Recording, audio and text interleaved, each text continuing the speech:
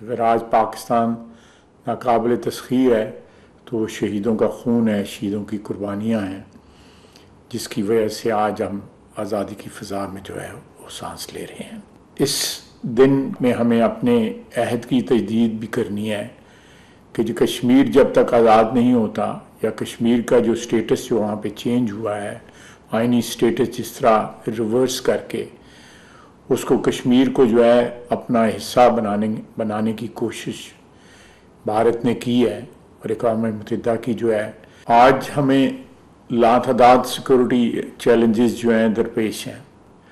इन security challenges में सबसे बड़ा चैलेंज जो है वो दहशतगर्दी का है, और इस दहशतगर्दी के पीछे कौन कौन लोग हैं वो बिल्कुल पाकिस्तान की आवाम को, बच्चे बच्चे को पूरी तरह इल्म है, और उस चेहरों की जो है हम शनाख्त करते हैं।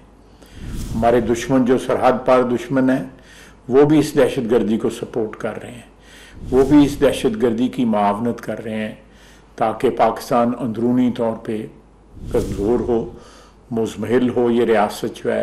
लेकिन इंशाअल्लाह ताला हम अपनी दफाई अफवाज पे जिस तरह माजी में उन्होंने मुल्क की जो है दफा जो है अपनी कुर्बानियों से की, हमें पूरा एतमाद है कि पाकिस्तान नाकाबिल तस्खीर रहेगा अल्लाह ताला के करम फजल के साथ।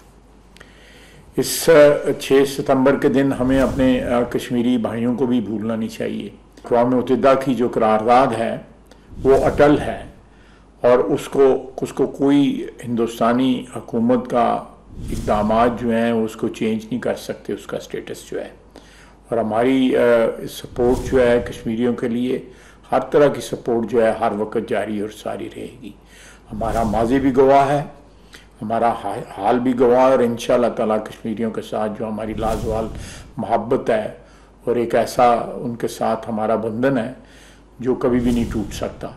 हम आज के दिन जो है मिन हैसुल कौम जो है तजदीद अहद करें कि पाकिस्तान की दफा के लिए, चाहे वो अंदरूनी दुश्मन हो या बैरूनी दुश्मन हो, उनका यकजान हो के एक मुत्तहिद कौम की तरह उसका मुकाबला करेंगे, और पाकिस्तान के हर इंच की जो है वो हिफाजत करेंगे, नज़रियाती सरहदों की भी और जोग्राफियाई सरहदों की।